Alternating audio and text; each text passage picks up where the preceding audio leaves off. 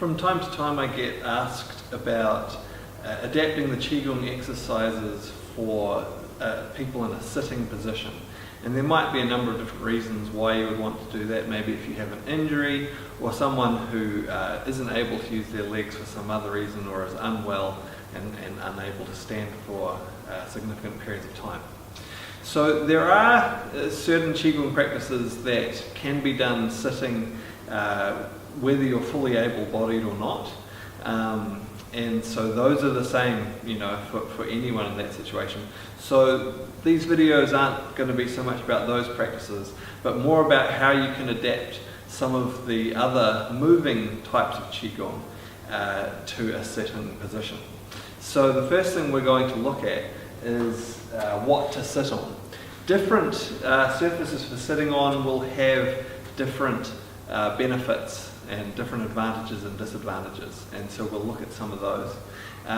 Now, depending on the person's situation, what seats you have available to you, that's going to be the limiting factor. They might be in a wheelchair, in which case you're just going to have to work around the limitations within a wheelchair and so on. But let's have a look at these. Alright, so first off, we have a high stool. So this is pretty good. Because it's going to let me sit quite nice and upright. My feet can reach the ground, which is great. I can have my feet flat on the ground, and I can have my back quite straight. And because there's no back on the stool, and because it doesn't extend a long way, it means I'm going to be able to move my arms around my body quite freely, and so that's a real positive. Also, if I do have a reasonable amount of mobility in my legs, it's going to make it quite easy for me to put my legs out wide into a position very similar to a horse stance, which is going to make it easy for some of the exercises as well.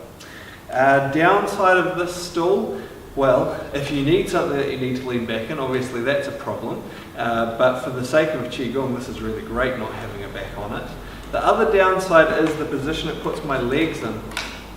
Ideally, if I'm sitting, my ideal would be to have my legs at right angles, and this has me at an angle greater than 90 degrees.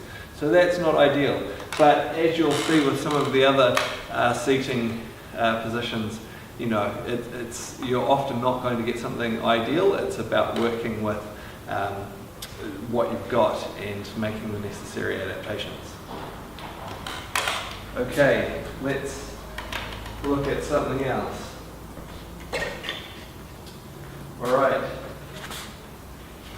so this is a low bench. This is used for exercises, jumping exercises and so on. So this is pretty good. This has solved one of the minor issues we had with the high stool, in that this puts my legs pretty close to 90 degrees with my feet flat on the ground. So that's really good for doing my Qigong sitting down. Also, it's got no back, which is great for moving my arms around. There is the challenge though that because it's quite long, I may bump my hands a little bit when I'm doing things, moving my hands behind my back. That's probably not going to be a big issue though, and we just have to adapt the exercise for that if that's the case. But that is one minor downside of sitting on something like this.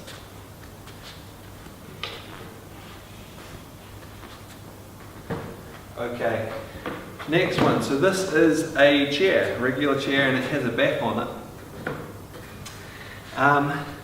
It's quite a low chair, so this is good. This again gets my legs quite close to 90 degrees to the ground. That's great. And because the back, it's not a big wide back, I can actually sit back and potentially, if I needed to, I could lean back into it. Although preferably if I don't need to, it's better to not lean against it.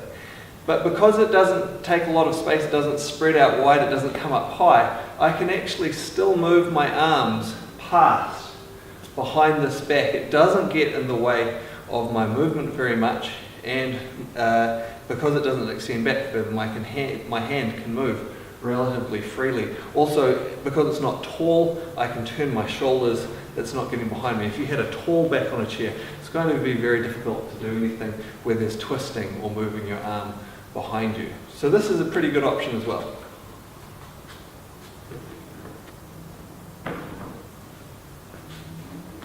Okay, last one. So this is actually a sculpture, but this is just about right, for me at least, if I'm not needing to lean back on anything. It gets my legs right close to that 90-degree position. My hand can swing freely behind me because there's no back. I can move quite freely sitting on this and doing my Qigong exercises. So work with what you've got. Just depending on what you've got, you may need to adapt exercises more or less.